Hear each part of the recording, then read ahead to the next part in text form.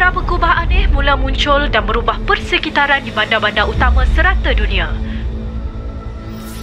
Sesetengah orang ramai yang berada di dalam kubah kelihatan bertukar menjadi raksasa.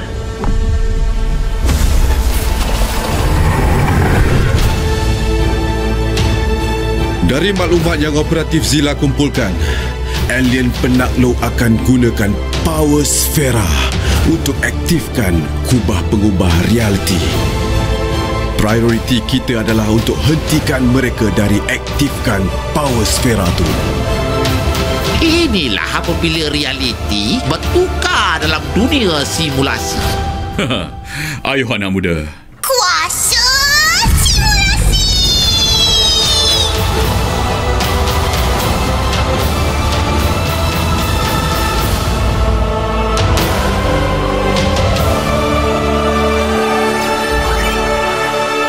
Papa, kenapa lambat?